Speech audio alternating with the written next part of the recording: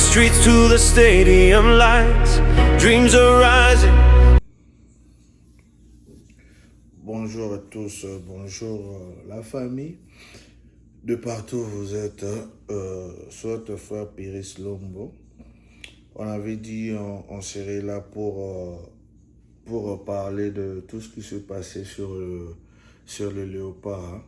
Sur le léopard, là il est 13h des États-Unis, 13h des États-Unis. On va juste parler à peu près 50 à 1 heure du temps sur beaucoup de choses. Et d'abord commencer à féliciter nos vaillants soldats des léopards pour tout ce que vous avez fait, pour tout ce que vous nous avez montré pendant la Coupe du Monde. Merci beaucoup pour vos efforts, merci pour le travail bien accompli, l'entraîneur, les joueurs.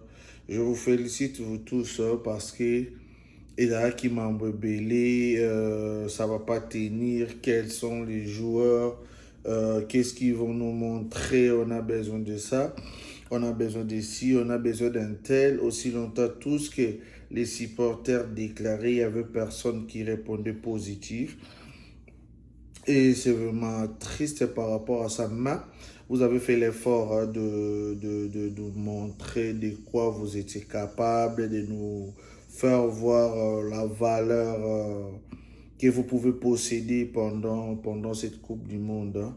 Donc, merci infiniment à nos vaillants soldats, à nos léopards. Merci pour tout ce que vous avez fait, hein, tout ce que vous avez fait, les travaux bien accomplis, les efforts. Donc, de la première journée jusqu'au 16e de finale, Bolakisi Bisso, beaucoup de choses positives, hein, beaucoup de choses positives.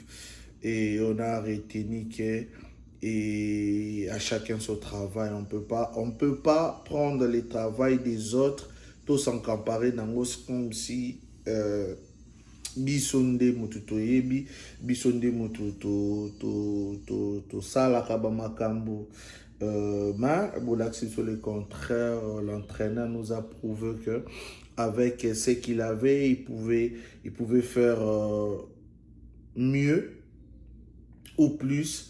Malheureusement, ça n'a pas tenu. Dieu a permis qu'on puisse s'arrêter au niveau de la 16e de finale et nous avons laissé une très bonne impression au monde. Ce n'est pas que la musique, ce n'est pas que du buzz inutile, ce n'est pas du n'importe quoi, mais dans autre chose, on a fait comprendre le monde qu'on pouvait aussi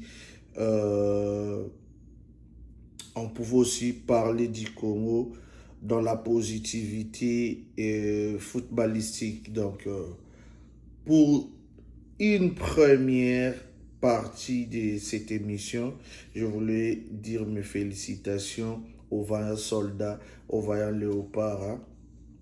Merci pour tout et j'acclame beaucoup parce que on peut commencer à être là, à insulter, mais le monde a vu, le monde en parlé. Et si le prophète, dans sa maison, ou dans son quartier, dans son pays, ne pas respecté, au moins en dehors du pays, il peut être respecté, on peut parler de lui. C'est de la même manière que la RDC, hein. C'est de la même manière que la RDC. À Tatoboï, le monde en parle aujourd'hui. Ils ont vu de quoi les joueurs congolais sont capables. Donc, ça peut aussi nous ramener beaucoup de choses sans pourtant savoir. Maintenant, on commence avec tout ce qui se passait à la Coupe du Monde, toujours avec nos joueurs. Hein. Biso Tozoloba, Lokomoko, le critique, il a bien.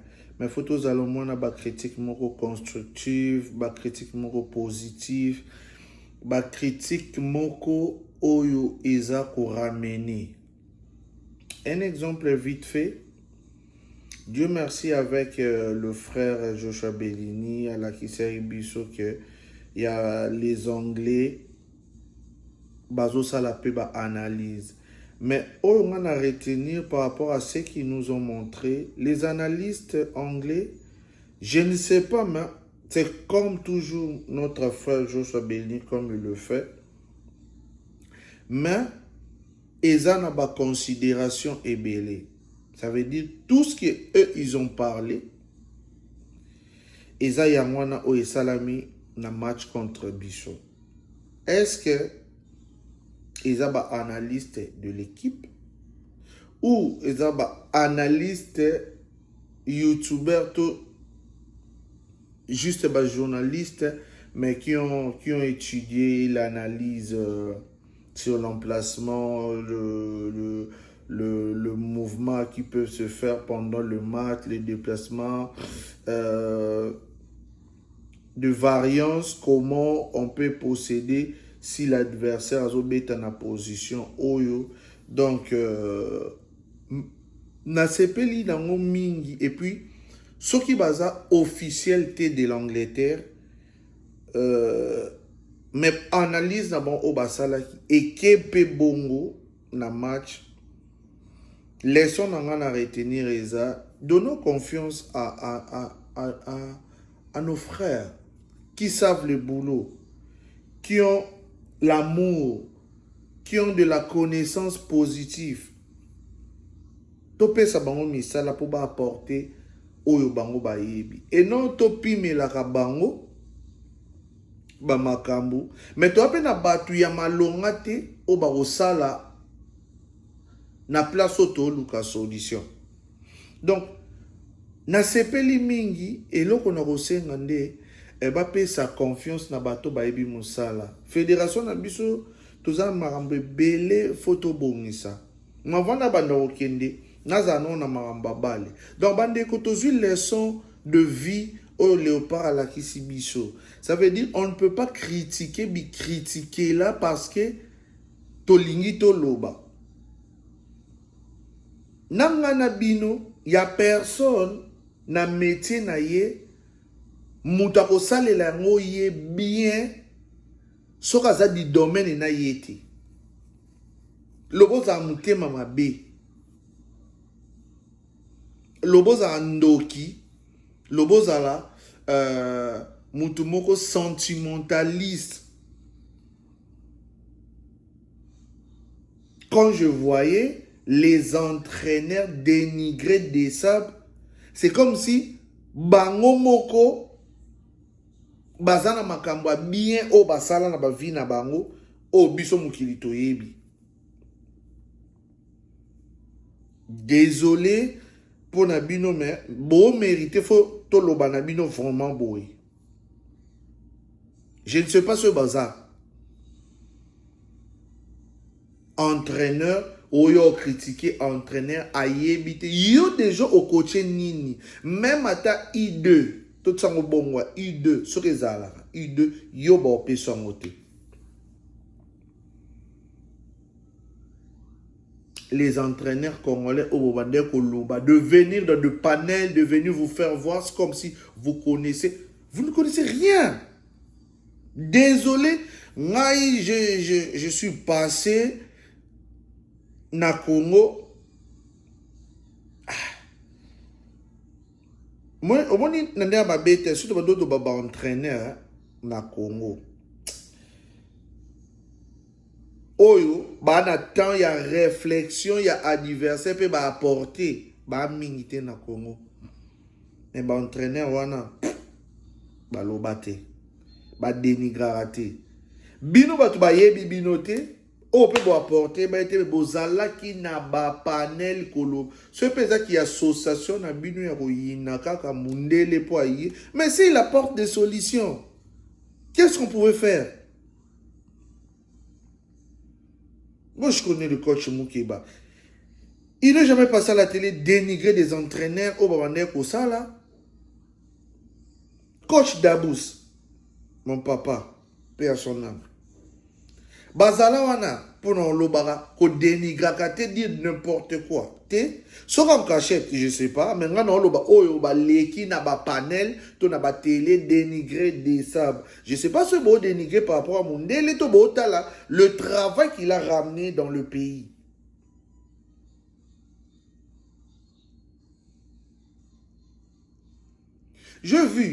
J'étais même dans son équipe, le coach Maboké.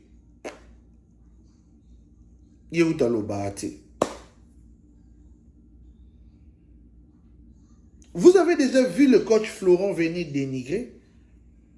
Parler comme vous? Que l'entraîneur a la connaissance, il y a solo, à quel classe il y a solo. À quoi dénigrer mon entraîneur? Par ses choix, par la manière de procéder, par la manière de faire la lecture. Entraîneur nyonso azalaka na erreur, nyonso na mokili azalaka erreur. Yo okoko ya kolakisa biso erreur ya désabrete parce que yo moko d'abord tu n'as rien fait au Memi et l'autre côté na football à Congo. On fait frère Batouke, c'est toi qui connais désabre yebite yo yebo salini.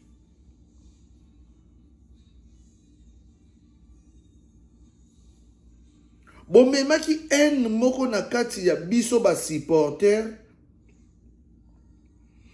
na niveau que et comment qui na batu bazo comprendre football na coach ba komi mukie batu ba yina ki coach ebele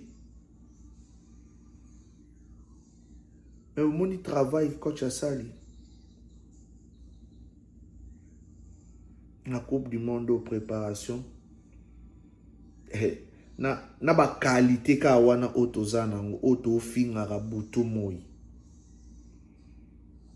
Mais il nous a montré qu'avec ses qualités, il pouvait faire quelque chose et il a fait. Est-ce que vous savez le niveau de match que nous, le Congo, nous avons joué avec le moindre joueur au Bissomoto Zayen auto dénigré? Vous savez le qualité de match? Faire 0-0 contre le Portugal, c'est pas peu.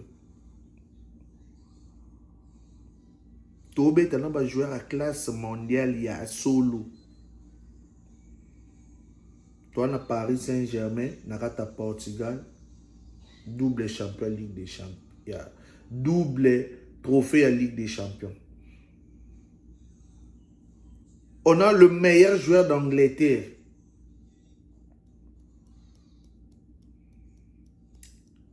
Hernandez. On a le meilleur joueur du monde. Peu importe ce que vous pouvez dire, on lâche tout, Cristiano. On a Léo Neto de Chelsea. Léo de Milan.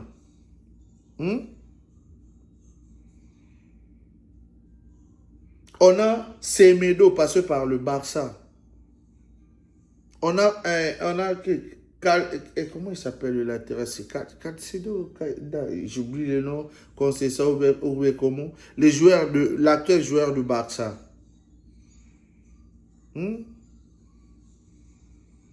On a l'axe de Villarreal et de Manchester City.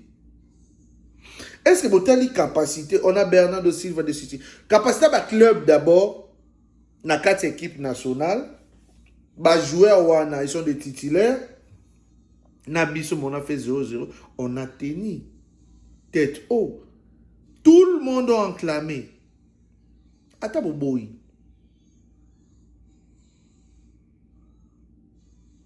On joue la Colombie. On était à difficulté, mais on n'était pas ridicule. Le passé, oh, Bino Boinsilte, Boutou Moï. Il a fait ce qu'il a fait. Bon, le bâti de défense. Cette défense et coquité, gardien Zalarawana pour sauver. Et il l'a fait.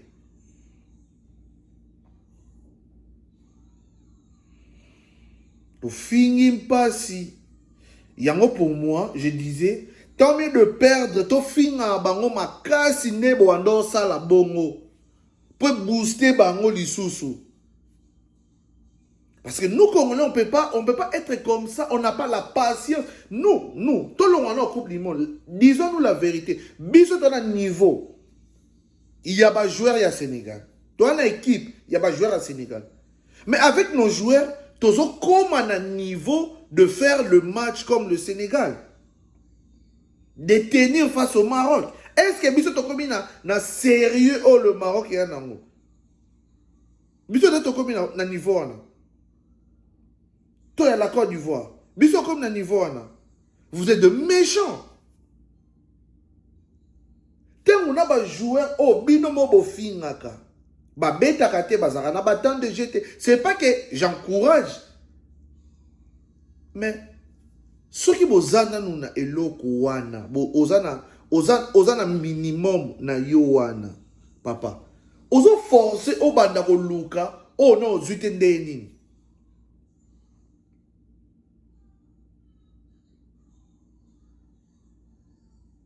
On était là insulté, on ne veut pas comprendre parce que au soir na gina mobali non na moisson na ndako yeli biso ngo na ba live, na ba panel, na ba chaîne, oh voilà un tel ndeko. So beti bal était fingaté. Et puis regrettable na ba to ba beti bal et ba façon bozo lobel. Ezali hein. Ezali pese botete me batu musu to bimse no ba image na bino en plein match à Léopard vous façon na bino ya ko lobela ce yo salité moninga sali applaudir ezaki tana ebongo nos joueurs Léopard les anciens Léopard ce bolongo na Léopard boko na baketo moko boye na kati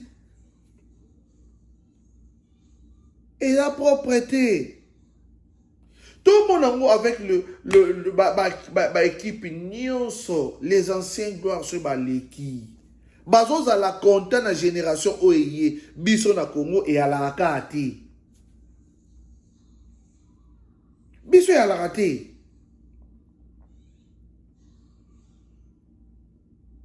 Ben si tu n'y as pas sali. Je vais répondre à Biso autrement.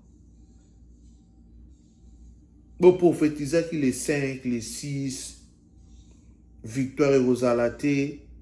Mais on n'est pas sorti ridicule. Honte à nous, Congolais, auto-insultés qui va jouer parce que le monde, le média aujourd'hui acclame le Congo.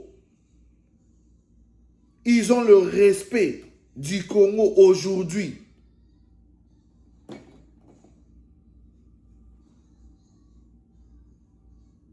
Ndeba lobaka Léopard akufaka misu ya kokangama te. Tokufi pe misu ya kokangama te. Hier à Atlanta, allez voir les images. Même na TV, mon ami. Même biso à Tokendaki, mais le stade est comme qui kimia.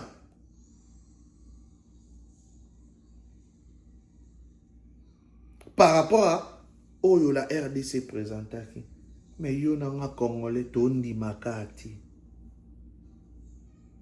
Tondi makati.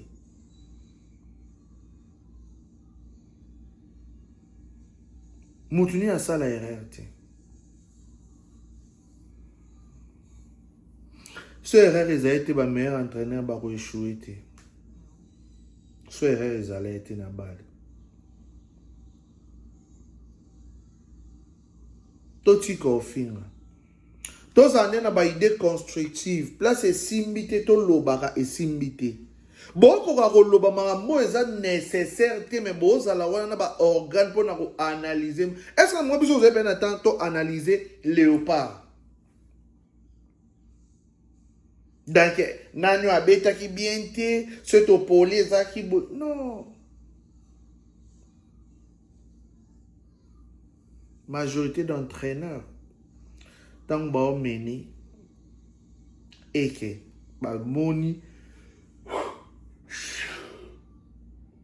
excuse ba moni changement positionnement et de quand Rice alors on a mis les bâtiments latéral entraîneur on a gardé toujours offensivité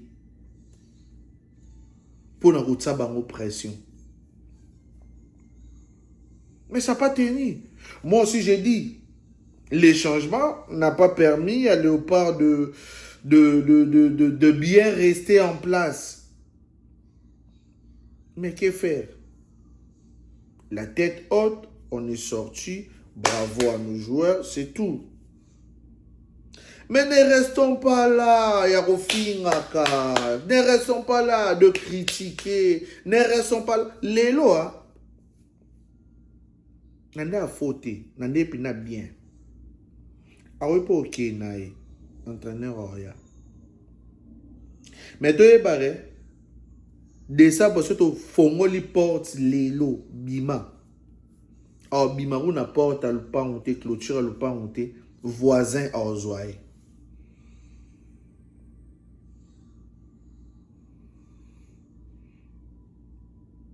Bisous déclaré là où tout le monde sont partis pour la première fois. L'entraîneur, c'est pour une première pour lui d'entraîner une équipe qui participe à la Coupe du Monde. L'équipe,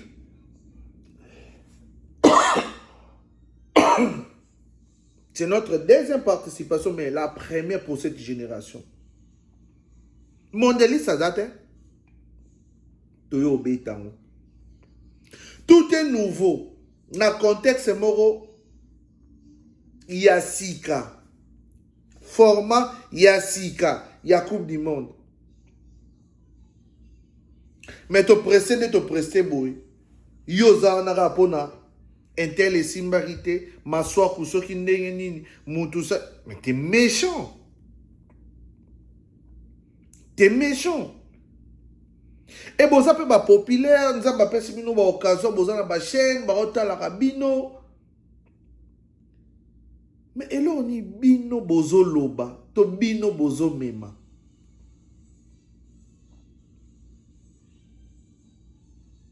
Na yana nou, place il y a des choses sérieuses et salami, mais bah tout boza na ba chaîne na minene bo na incapacité de parler, boza na incapacité de dire la vérité, de toucher là où ça fait mal. Mais c'est ça, je t'aime beaucoup, grand frère, je t'aime vraiment avec tout mon cœur. Mais vous ne pouvez pas ramener les discours que vous venez de faire là. Sébastien, on ne veut pas de toi, il faut... Ça, c'est mon coach, j'aime beaucoup. Je ne peux pas rester dans de bêtises, Nayo. On veut de Ibenge. Papa, yote muto banda campagne mobo eurolonga na obiso moto mona. Yote Israël. Pas vous, mon vieux. Avec beaucoup de respect que je vous donne, je t'aime beaucoup, mais pas vous. Ce que Dessa a fait, peut-être aux anon na domaine ou anate au yaroloba au yo au moni piqué au loba, mais Dessa a fait un grand boulot na Congo. Vous l'avez dit. Si tu veux de la comparaison, moi je vais vous donner la comparaison. Le coach Ibenge, c'est mon coach que j'aime beaucoup. Je passais 6 mois avec le dans lobby. Na Congo, tout dans ba coach au basa sérieux, akoya ko critiquer là. C'est comme le coach Ibenge. Très sérieux dans son boulot. Mais le coach Ibenge a fait les erreurs aussi. Yo ngoloba, tant ba finga coach Ibenge na Congo yo zalati. Tant ba lobby na coach Ibenge yo zalati po zom c'est la biso lelo coach Ibenge. Moi, pour moi, si le coach Ibenge, peut-être, il a bien fait, mais il a mal géré dans sa période. Pour moi, ça ne dépendait pas aussi des coachs. Hein. Toyoka Kiango Awa Omar Itanga Bandao Lobake, il est classé Bandao ou t'es pas naé. À l'époque du Bengi, Oyebi Makambo et les Kaka, là où Distel Zolé tout fait, tout flamme dans Château, mais on préfère prendre un goulou de Vita. Là où Maswaku est tout fait, tout flamme na West Ham, mais le coach Ibenge, Mengonda titulaire. Plus loin encore, le coach Ibenge a fait les erreurs par rapport à Bilobe, là, il y a Batou. Oh, bah, c'est une période où on a dit, oh, il y a la biso lelo. Coach Ibenge savait choisir des joueurs pour le contexte de match. Mais un précieux, il y a des supporters, il y a une fédération. Et Bungi, si ça biso, bah, repère Moussou, il y a Coach Ibenge.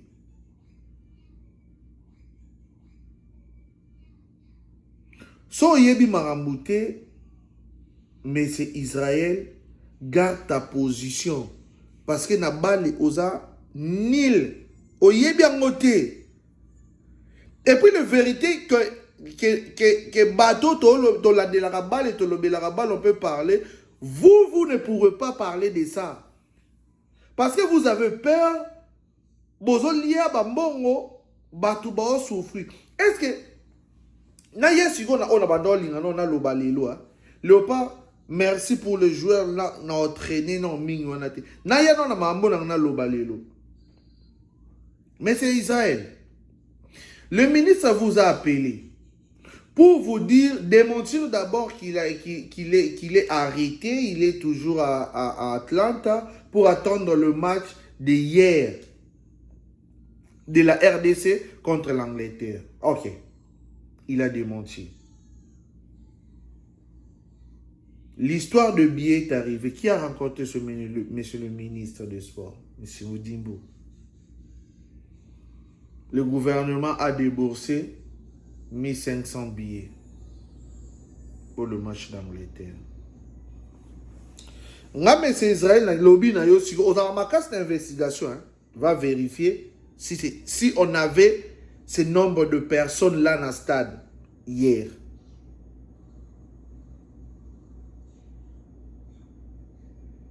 Tant que bimisi masolo yababiye, tu étais où à poser la question? Parce que on a l'information pour oyebi qu'on déclarait le billet. Nous qui sommes ici aux États-Unis, vous étiez où à poser la question? Mais monsieur le ministre, vous étiez où?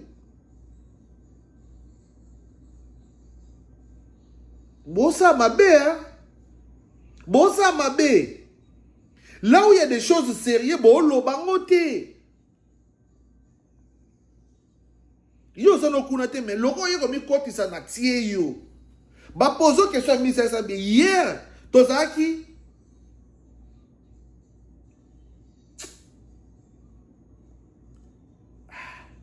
La gomme n'a qu'à torser hier. Stade à 67 000, 68 000 personnes.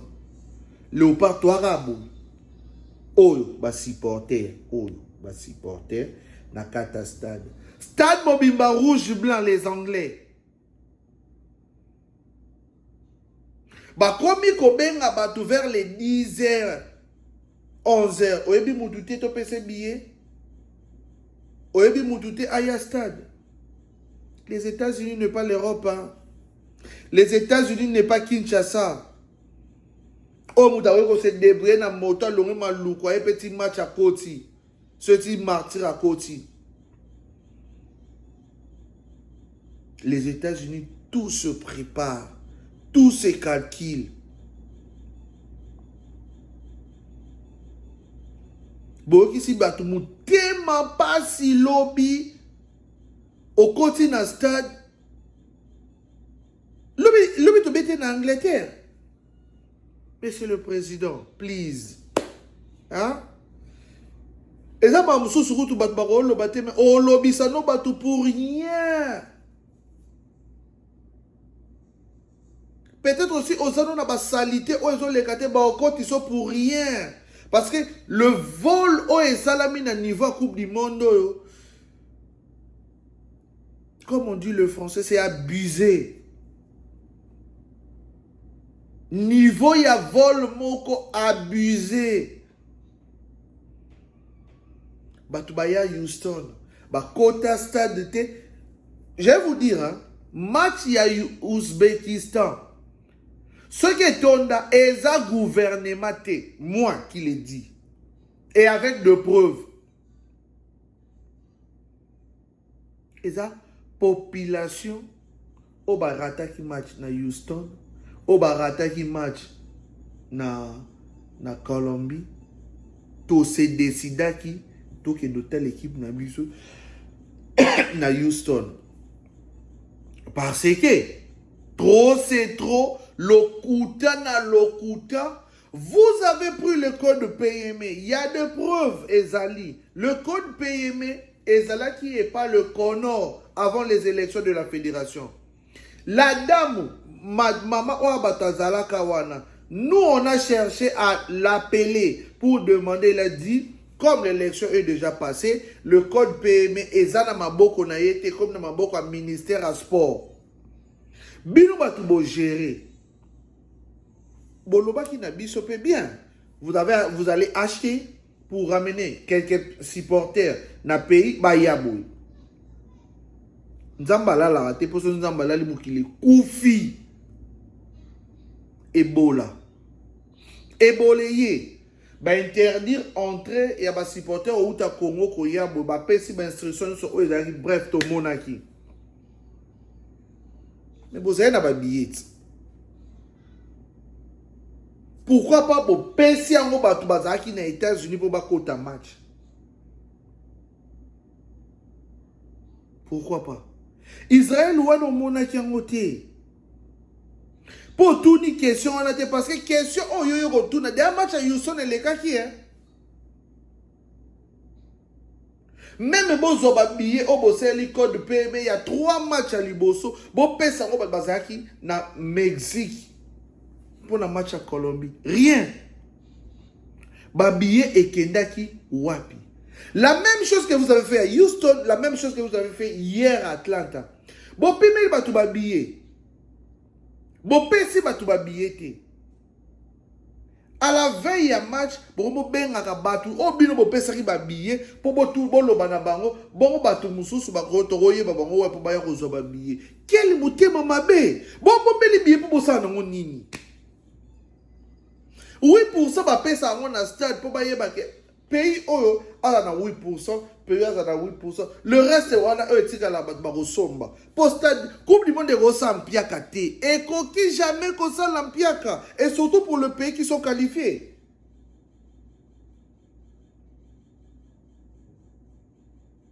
Bino besoin na bino code PME. Babia $60. Bosomba. Ministre to wangani. Mais foye baké États-Unis à Congo te Europe te. Babillet au bosomba na $60. Oh, bon, revendez batu na bakata 500. Vous assurez que FBI a assimilé bino et surtout ba revendeur aux États-Unis. Vous assurez. Ministre on a peut-être au Kima, peut-être aux Anapoto. Mais faut y avoir déjà ministre. Parce que et outaki na kata ministère na yo. Code PME et Pesamela qui yo. Boza la poursuivi. Parce que niveau moutema mabe o boza nango bo liambongo je ne sais pas jusqu'où. Boana mawate. Même ba pays na binomo ozo participer. Boata na soucité. Boana soucité. Bolie Portugal, Colombie, Ouzbékistan. Pour binoter, match à Ouzbékistan, Ouzbolongola. Bon, pesi ba billet, supporters fanatiques, population congolaise, yemo kwa misombeli ba billet na epobaya. Ba dépenser ba plus de 2000. Pour non rien ba bakokota match, ne bo mona kan sala ki plein bon. Bota na match à Ouzbékistan, Congo yaki malgré que Ouzbékistan ba leke bisoka na ebele. Mais tout le monde en a qui belé. Ouzbékistan, bah, on a billet avec tranquillité dans l'ambassade na bango. avec tranquillité. Baké l'ambassade enregistré bon. Ba pesi mbabo biya bima kei. Ba yi na posate. O ba zong sa sori bo ba sa ni ba bi valeur ya coupe du monde. Biso lo to yebite. Nyo so to mona ka fo to yiba. Nyo so to mona photo gagner mbongo. Yango soni o e salami. Ambassadrice ya biso na Washington. Vous avez fait des choses à Zambia. Congo na habité et Pumbwaka ezara na nini na habité bino ba bozu ba billet bo pesa bato ba ki match bo bando teke lonso biso ale bozongi ministre lobby pa Israël bo sombi billet na $700 mais yo moko bo oyeba ki teke ba billet o monde bo nga ba billet na somba ya famille na ba email na tout le billet acheté et à la prix oh yo sombeli yango na site na yo. Ce qu'on revendre, il y a que traçabilité, il y a revendre billet yo sombi $60. Au revendre on a 400. Après, ok, sur le gouvernement, ok, bimisa sur mbongo pour son billet à 700. Bon, so biso ba bébé ba na mikieto neni. O te bi mambote. Ah, bandeko. Bosa boy pour anini. Est-ce que nous on méritait vraiment d'être dans un match à Ouzbékistan samedi et mercredi to bima minoritaire. Bon, on méritait ça. C'est que ma mounene à lobby a concité.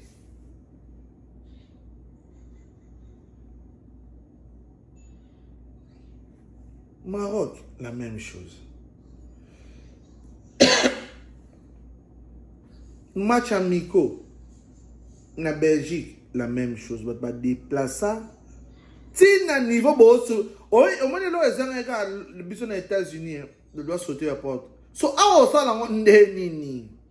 Tamboko ezamboka mususu. Baja ko sauter na ozongo wapi. Imagine moi na 2 ans, moi fouta billet. Moi je sais de personnes au bati kalipo à ça la qui imprudence à son billet moko. Si vous avez monté mon malam, vous payez ça billet peut-être bateau na yebiwana. Alors vous payez ça ko somba billet moko, il pas un billet moko. Au bin bo pesier, ya mwana nae.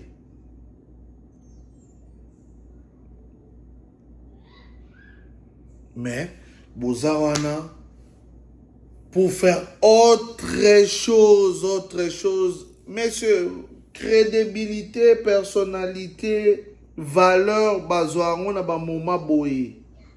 Boeli ko yiba mais boza sans valeur, boza sans valeur. Au moins léopard, et à léopard, il y a ba joueur entraîneur. Le reste c'est ministère tout beau sali et l'oroté. Juste vous êtes un bande de voleurs na niveau mon a habité.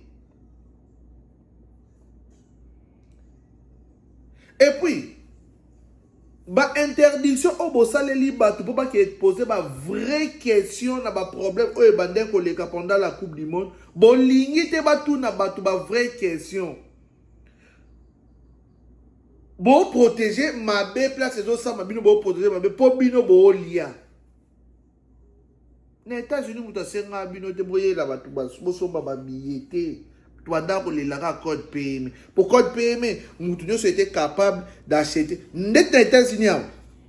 Ah, papa. Ce pas bon, ça bien $500. Il y a 1000. Bon $60.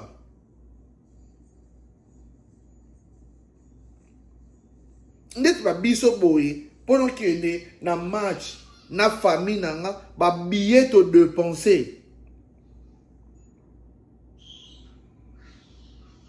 Aujourd'hui, sous du coup, on voyage dans la combi 6 heures, na Ketcha 30. Hôtel.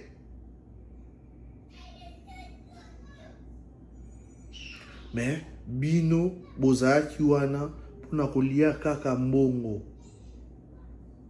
Top Congo. Ti ministre aloba mambo ba billet wana yo za pena sur place. Dès que Top Congo za aux États-Unis. Donc yo Top Congo ngoloba toutes les informations sur la billetterie au yebi angote. O tiki ministre a lobby a sobi billet $700 et bango 2 millions 400 o tika li no pe calme, o tika li calme. Boa miti a mabe hein. Boa miti a mabe ba Christelle Bozoy Lusakweno ba nani so mususu na bossa na ko boza miti ma mabe. Boa vraiment de mauvaise cœur.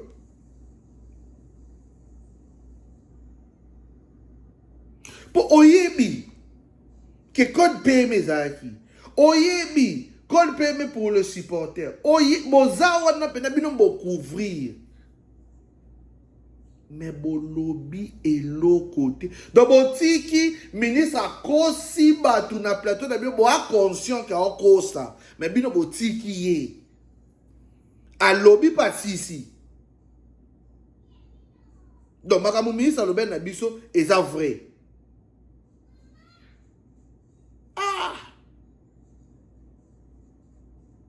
Billet o bango mo bazwaki na code de PME basombi. Billet moga bango wana bakotisi nini. Bakotisi comment on appelle ça, j'oublie encore.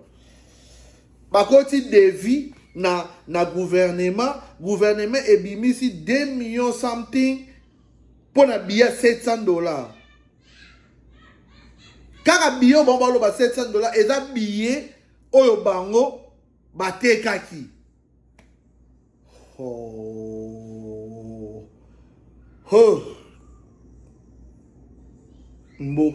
Mboka miyibi ya niveau oyo na monate. Donc na sapatu ya ngamo. Na fente na teki sapatu. Sapatu da somme na $60. Ngamo na fente na teki sapatu. Ngamo susu na rekotisa devio no na bungsa sapatu. Mais sapatu oba teka ngo $300. Non, le Congo. Bobangisi fort. Bobangisi fort. Na pasi pe mawa. Na pasi. Surtout là, il y a un pays mo sérieux.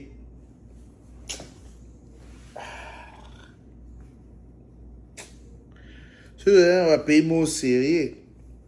Ministre sport. Mondo ozonwana bakangiyo. Bakangiyo pena. Mais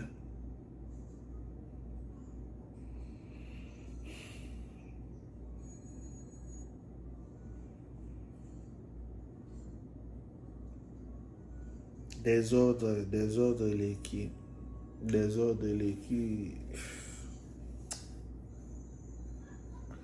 Na habité sur un rôle lobasso nini. Na habité sur un rôle lobanini mais okosi bato non na mamba pelouse et ça sous hybride comme synthétique mais tant que wapi. Donc en fait ministre Boudimbu bayiba ndambu otikela ta bato raisonner il pas ko ya salabo.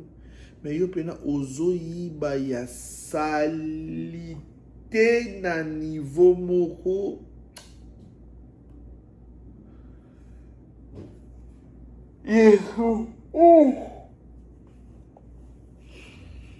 Nzamba sunga. Nzambe pena sunga biso. Nazangi maele mamba olobe ya sute nazangi maele po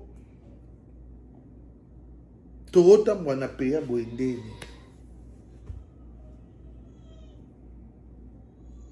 Donc on va batu pena lobby bavandi na babillet bamisu balali na babillet mais bato bazali na bango oluka babillet mpo bakee match.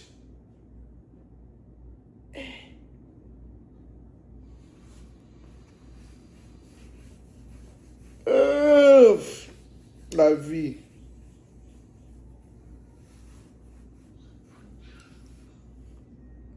Bato baolinga bakee match bazali babillet mais yana bato mo balali na bango na babillet na baolanda.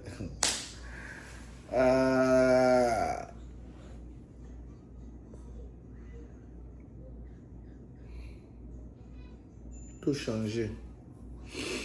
Tout changer. Mais c'est vraiment, Mosengo, vous avez le travail à faire. Information non haut, ça qui malheureusement, moi je suis pas l'Europe, mais c'est quelque chose de très positif, de très important par rapport à détection de joueurs dans le bureau moro officiel et à niveau il y a Europe pour en faire détection de joueurs binationaux ou tozali au Luka. C'est bien, moi j'encourage ça. Que les dieux juste puissent vous donner la force pro Johanna et comme après Kauka. Plutôt et comme et Salama après Kauka. Et comme après Salama et au Sala vraiment bien. Et puis bon mais un peu qu'on revoir tout le département. Il y a équipe nationale, n'a pas compétence au bas parce que la personne qui gère la communication Léopard, le vieux sur une agneau, est-ce que n'a eu un salaire lobby? Comment est pour moi, c'est normal. Point de presse est sili, papa. Quand tu as un mambo bâti. Tellement qu'il est coupé, ça y est, annonce il y a des en privé libanda. Yo peut ça est-ce autant réaction il y a coach par rapport il y a message au yo peut siender ça là.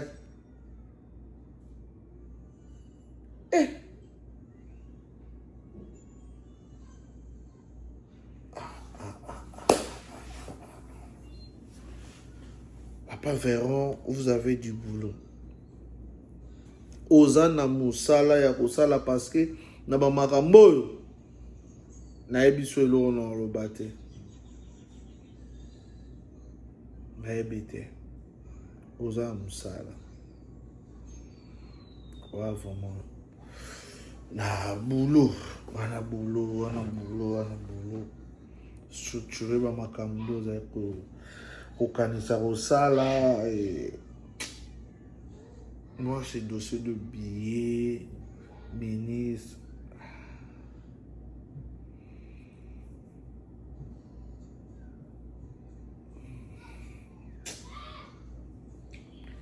ma mingi na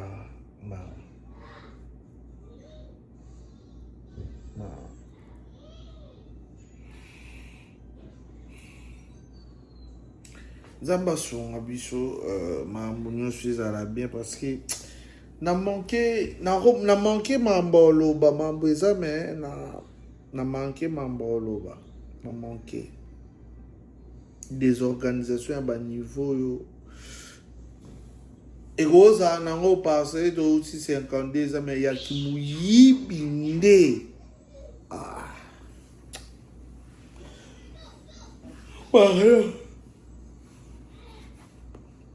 Il y a Moïbi Bolekisi vraiment. Bolekisi.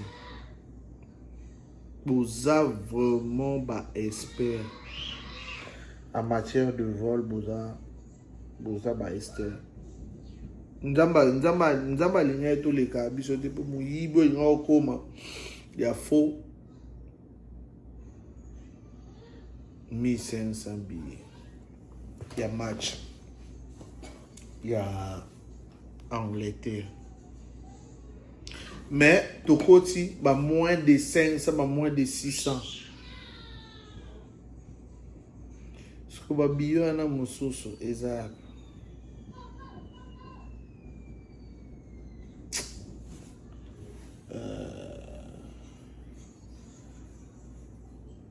anembi nzoto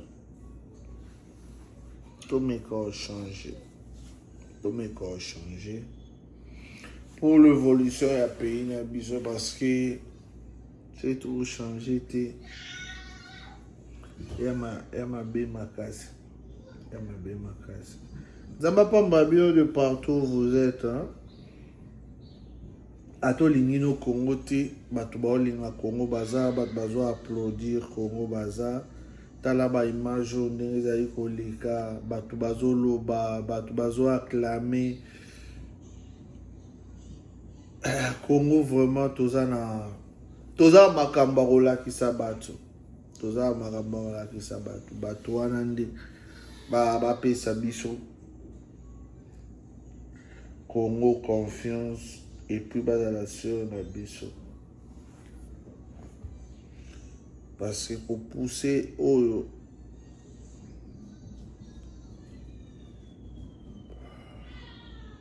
Angleterre a poussaki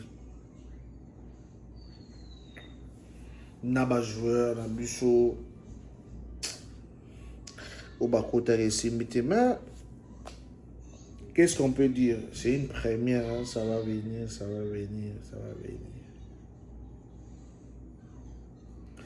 Vol est dans la solution. Vol est dans la solution. Oh, scandale et salami.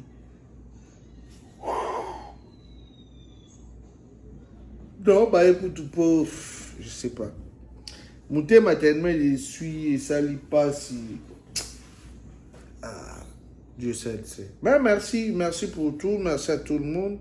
Ministre, maintenant là, on doit regarder ce que vous pouvez nous ramener. Et là, non, c'est d'abord récupérer gestion, il y a Léopard Binomoro de gérer tout. Parce que nos Léopards, c'est ce qu'on bongo. Binomoro repère, qui paye l'État, l'État au sala, aux ça. Non, Binomoro, besoin choses en main et puis vous faire évoluer les choses. Et Batunzu de Bassera, faut boto la coach responsabilité. Bon, c'est Moutayo, ça la responsabilité, place à Monique. Avoir responsabilité, oyo, to ba charge, oyo, et puis, Moussala, oyo. Batu bolobele la desa, mais mona nango est grave te, ils ont même un résultat. Bajwa balala libanda te ba manga ba ballon te o se relier ya reta o so rini ya teneka ordre ateka ordre et puis nyo se remosala en avance bajwa so bazanga après sur la te ba kendaka toujours à temps nyo se zo les bien.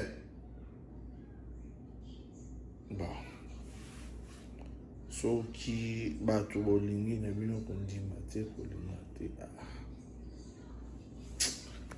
Je vous laisse mes salutations à tout le monde au Balinganga, Abeda Choukabouya, de la forêt Angiama, Juvenal, Aro Kalambay, ya Lirette Kalambay, Aro Ipupa Beka, mon vieux John Image, je te salue. En passant, demain, Victor, Batunio so Balinganga na pesibino merci beaucoup. Et à la information au Koya, Toroé Bisabino, de représenter Bino. Information nyonso, vous avez toujours branché, capté.